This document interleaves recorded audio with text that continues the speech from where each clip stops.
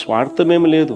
Most practical గా సాధ్యమయ్యే పని, రాష్ట్రానికి గుదిబండ కాకుండా మరోవైపున ప్రజలకు అభివృద్ధి సంక్షేమ ఫలాలు అందిస్తూ రాష్ట్ర ప్రభుత్వం తాను చేయాల్సిన బాధ్యతలు నిర్వహిస్తూ ఏది చేస్తే బాగుంటుంది అని చెప్పి రాష్ట్రంలో ఉన్న అతిపెద్ద నగరమైన విశాఖపట్నాన్ని ఎగ్జిక్యూటివ్ క్యాపిటల్ గా చేస్తూ ఆ దిశగా అడుగులు వేశాం. మేము కర్నూలును న్యాయ రాజధానిగా పెట్టాలనుకున్నాం.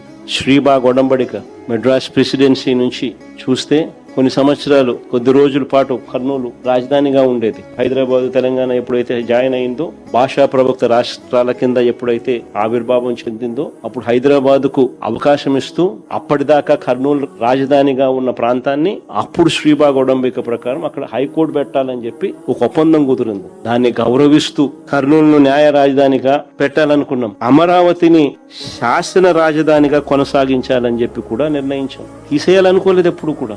సాధ్యం కాదు కాబట్టే మోస్ట్ ప్రాక్టికల్ సొల్యూషన్ తీసుకొచ్చడం. మా ఆలోచనలలో ఎక్కడా కూడా అమరావతిని నిర్లక్ష్యం చేయలేదు.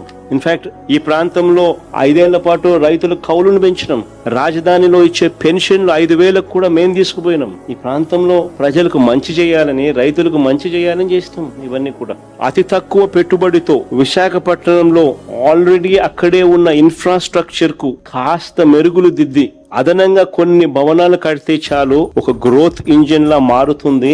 దీనికోసం కేవలం 10,000 కోట్లు ఖర్చు పెడితే చాలు. అది కూడా ఒకేసారి పెట్టాల్సిన అవసరం లేదు. సంవత్సరానికి 2,000 కోట్ల చొప్పున 5 ఏళ్లలో పెడితే చాలు. ఆటోమేటికలీ విశాఖపట్నం ఈ స్థాయి నుంచి ఈ స్థాయికి వెళ్ళిపోతుంది.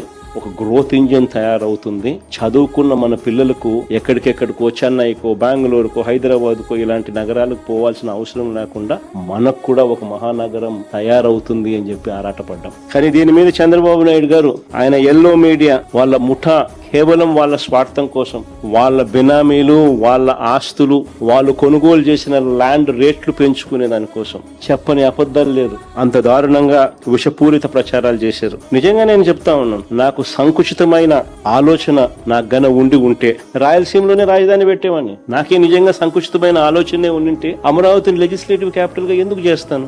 ఇవాళ చంద్రబాబు నాయుడు గారు ఎగ్జిక్యూటివ్ క్యాపిటల్ గా విశాఖపట్నాన్ని రద్దు చేసినట్టు, ఇవాళ చంద్రబాబు నాయుడు గారు న్యాయ రాజధానిగా కర్నూలు రద్దు చేసినాడు. పోనీ అమరావతిలో 2 లక్షల కోట్లు ఎప్పుడు పెట్టగలడో చెప్పగలడా? ఎక్కడి నుంచి తెస్తాడో ఈ డబ్బులు చెప్పగలడా? ఒక సాధ్యం కానిది కళ్ళ ముందే అందరికీ కనిపిస్తా ఉంది.